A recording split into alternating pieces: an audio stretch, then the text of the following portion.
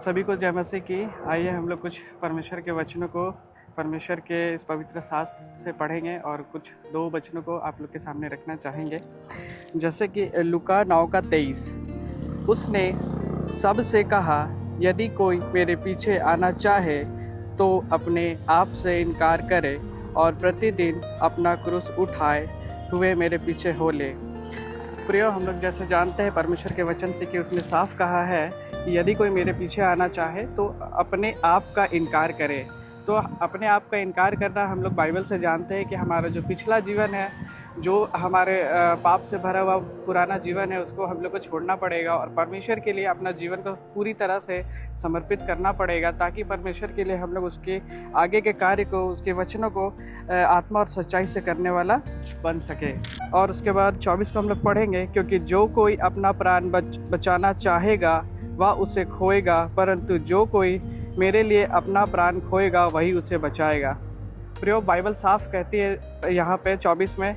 क्योंकि जो कोई अपना प्राण बचाना चाहेगा वो अपना प्राण को खोएगा। पर अगर हम लोग बाइबल के हिसाब से चलते हैं और वचनों के हिसाब से अपने जीवन को आगे बढ़ाते हैं, प्रार्थना में जीवन को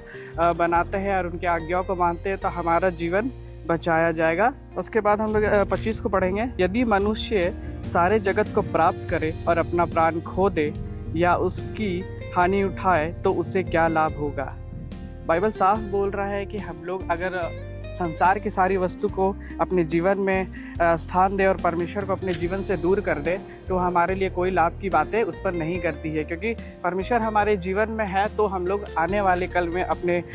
इस जीवन को परमेश्वर के स्वर्ग के राज के लिए तैयार करेंगे और अपना जीवन को परमेश्वर के लिए सौंपेंगे। तो हमारे लिए परमेश्वर अपने अब्बा पिता के पास हमारे लिए स्वर्ग में एक जगह को तैयार करेगा। उनके वचनों के अनुसार जो हम अपने जीवन को व्यतीत करते हैं उसके अनुसार वो हमारे लिए अपने अब्बा पिता के घर में हमारे लिए एक जगह तैयार करेगा, जहां हम लोग उनकी आराधना आत्मा और सच्चाई से करने पाएंगे। और हमारा जीवन अगर परमेश्वर मसीह में नहीं रहेगा तो हमारा जो भी जीवन व्यतीत करना है वो सारा कुछ एक समय के साथ ख़त्म हो जाएगा। वो हमारा जीवन एक दांत पीसना और परमेश्वर से दूर को हम लोग देख पाएंगे एक समय पे। तो हम लोग अपने जीवन में ये प्रयास करेंगे कि हमारा जो भी जीवन है वो परमेश्वर के वचनों के अनुसार चले, उनकी आज्ञाओं के अनुसार चले, ताकि हमारा जीवन बचाए जाने पाए और हमारे जीवन से बस उनको महिमा मिलने पाए। हमारे जीवन में मृत्यु से पहले परमेश्वर हमारे जीवन में अपने सारे बातों को रख दिया करेगा, ताकि हम अपने जीवन को नाश होने से बचाएं। तो हमारा यह जीवन से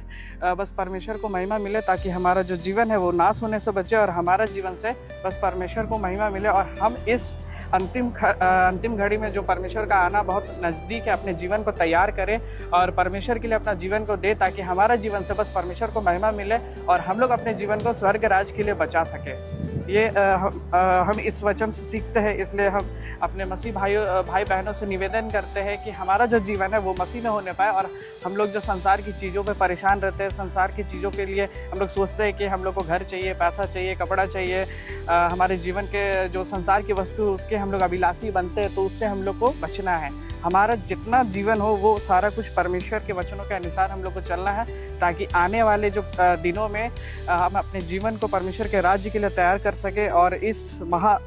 आने वाले कलेश से बच सके और अपने जीवन से परमेश्वर के लिए एक नया संदेश को दे सके और जितना हो सके परमेश्वर के लोगों को इस परमेश्वर के राज के लिए तैयार कर सके। हमारे जीवन से ये निवेदन है कि हम लोग अपने जीवन को बस परमेश्वर की महिमा के लिए बढ़ाएं और हमारा जीवन समर्पण परमेश्वर की महिमा के लिए होने पाए। इस वचन से सभी को आशीष मिले और परमेश्वर हमें भी आशीष दे कि इन वचनों को पढ़ने में सहायता किया और आपके सामने इन वचनों को रखने के लिए सहायता किया। धन्यवाद।